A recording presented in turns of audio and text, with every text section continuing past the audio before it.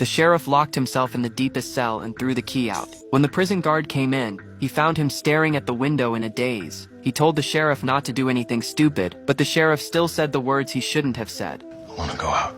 Because no one who said this could survive. At this time, the humans in the future world lived 5,000 feet underground. There is a special rule here. Anyone who says I want to go out will be forced to perform cleaning tasks on the ground. Anyone who goes to the ground will be poisoned by the toxins in the outside world. But the sheriff still said the taboo words without hesitation. It was because of the strange death of his wife Ellie 3 years ago. 3 years ago, Ellie shouted in the restaurant that the outside world is actually full of birdsong and flowers. The ruins that everyone sees on the screen are actually deliberately modified pictures. The purpose is to imprison people here and never have the idea of going out. But seeing that everyone did not react at all, she shouted the taboo words.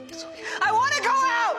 In this way, the sheriff's husband had to send her to the ground world in person. The people in the bunker watched Ellie go out through live broadcast. After Ellie walked out of the bunker, she wiped the bunker's camera with wool. Everyone was excited and thought that the outside world could finally survive. Unexpectedly, Ellie fell to the ground after taking 2 steps and could no longer move. People's hopes were once again shattered. However, only the sheriff knew that Ellie told him before she left that if the outside world could survive, she would go back and wipe the camera. So there must be another reason for Ellie's death. In order to find out the truth, the sheriff also said the taboo words. In this way, the mayor put on protective clothing for him and sent him out. He walked through the long stairs to the ground world. When the bunker door was opened, he was deeply shocked by the outside world. The ground world was really like his wife said, with birds singing and flowers blooming. There were even birds flying in the sky. He was eager to let the people in the bunker know the truth, so he desperately turned back and ran to the bunker. He wiped the dust on the camera with wool. However, the big screen in the bunker showed a completely opposite picture. What people saw was that the sheriff also went to the ruins and he walked towards his wife's body step by step.